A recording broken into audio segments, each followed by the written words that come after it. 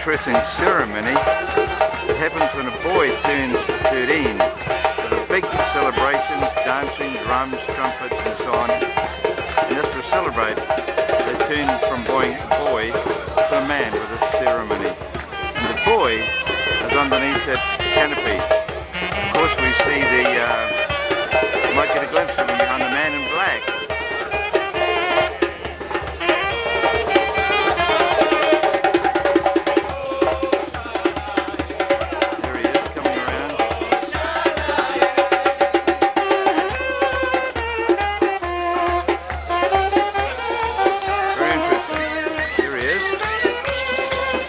We're at the Davidson Centre, and all the sound we can hear, the music and sound, is celebrations for the bar mitzvah for some Jewish boys becoming men with that there. And we're here in this Davidson Centre, which has got yet another lot of archaeological developments, looking at the Temple of the Mount, and up there is a Muslim Temple of the Mount, which was famous in history. This here is an area where there were ritual baths used by Jews, but later on also part of a Muslim palace in many centuries that they, through the first and second millennium, probably for something like, goodness, 1400 years, that they lived here and controlled the city of Jerusalem before 1948.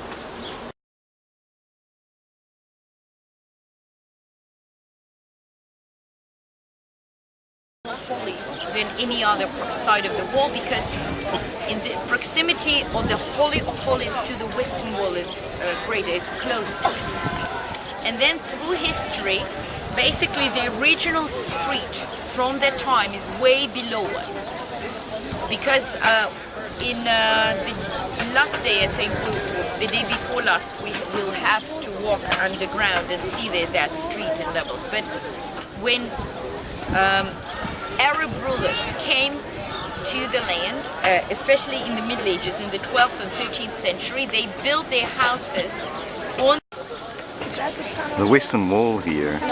We're only seeing a small portion of it, maybe 100 meters of it, but it's actually 586 meters long, and this is the base on which the temple was built and where the Orthodox Jews are coming.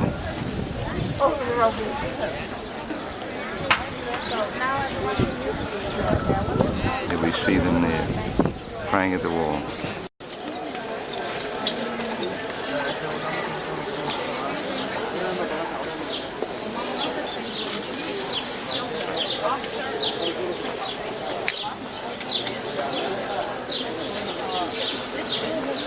the light on one of the menorah won't go down. It's operated by the oil. It's an oil lamp,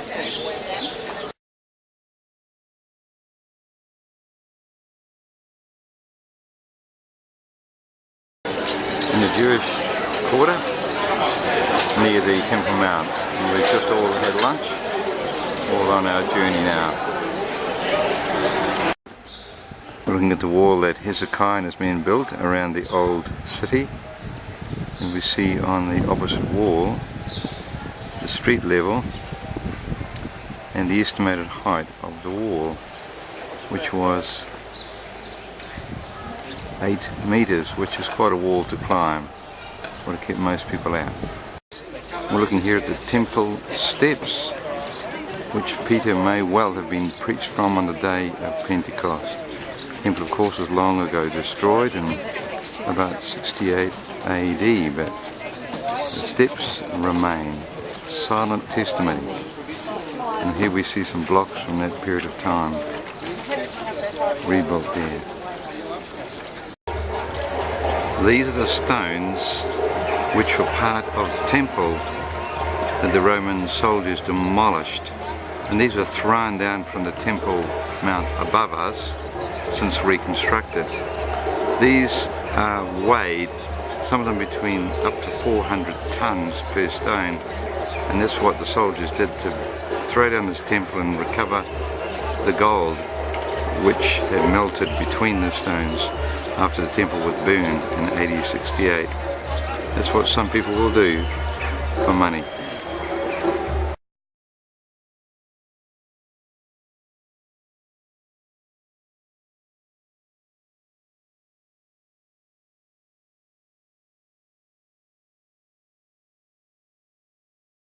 Of Mount Moriah.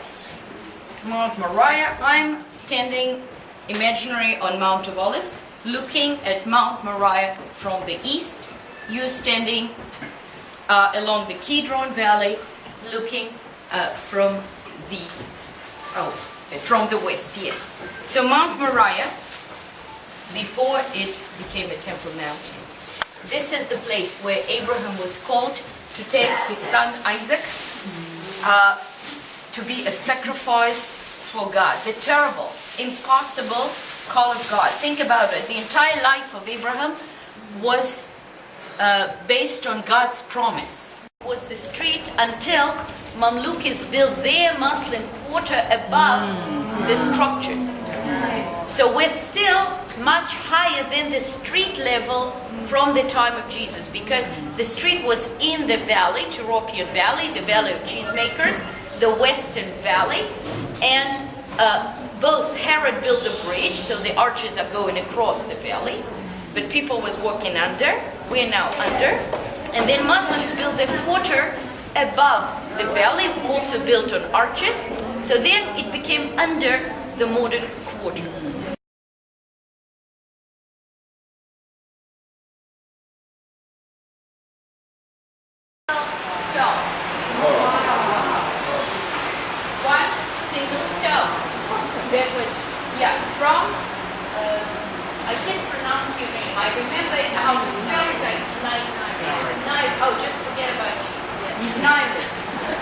I asked him like 5 times and he doesn't.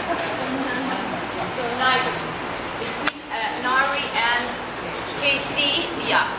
Okay, one single stone that was 18 meters long, estimate 5 meters high, we don't know because Romans tried to crack it, and about 4 meters deep.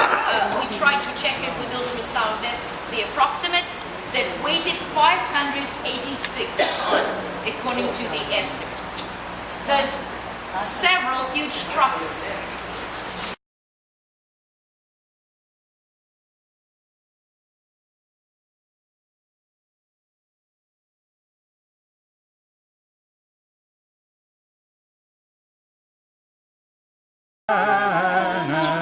You are the God who saves us. Worthy of all praise. I'll let you shred. You seem to get up by the better way. His name is Jesus. Jesus, Jesus. Yeah.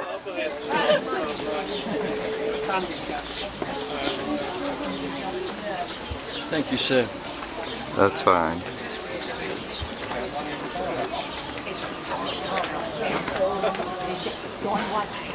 We're now in the Mount of Olives, the Garden of Gesthemane with very ancient olive trees, which is where, of course, Jesus came to pray on them just before he was betrayed. Thousands come every day to this place that is famous throughout the earth.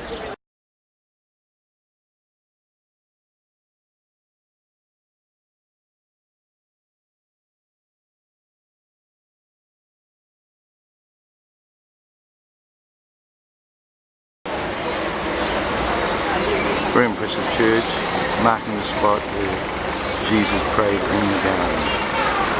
So it's fresco statues commemorating that there.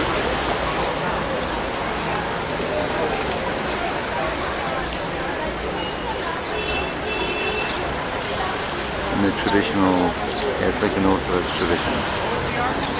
Today we've just got so many people here from around the nations, just flowing constantly through. We all want to see the sheep taken down the road. Amazing. In the middle of Jerusalem traffic. Those goats. Wow.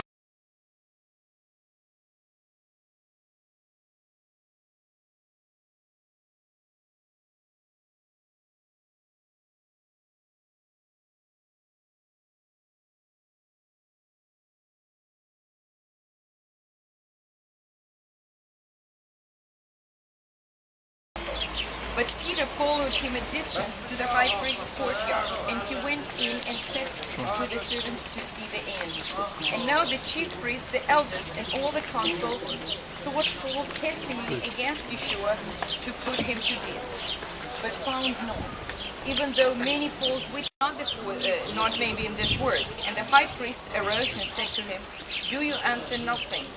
What is it this man testify against you?" But Yeshua kept silent. And the high priest answered and said to him, "I put you under oath by living God. Tell us if you are Messiah, the Son of God."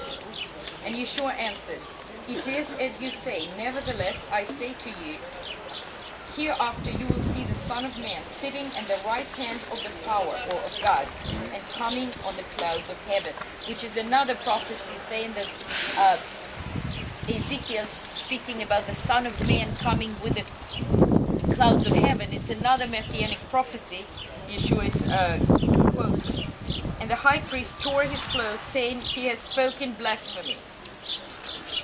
What further need do you have of witnesses? Look now, you have heard his blasphemy. What do you think?" And they answered and said, "He is deserving of death." And they spat in his face and beat him, and others struck him with the palms of their hands, saying, "Prophesy to us, Christ, who is the one who struck you?" And now Peter sat outside in the courtyard, and a servant girl came to him, saying, "You also were with Jesus of Galilee." But he denied it before them all, saying, "I do not know what you are saying." And when he had gone out to the gateway, another girl saw him and said to those who were there, "This fellow also was with Yeshua from Nazareth." But again he denied with the oath, "I do not know the man." And a little later those who stood by came up and said to Peter, "Surely you are also one of them, for your speech betrays you."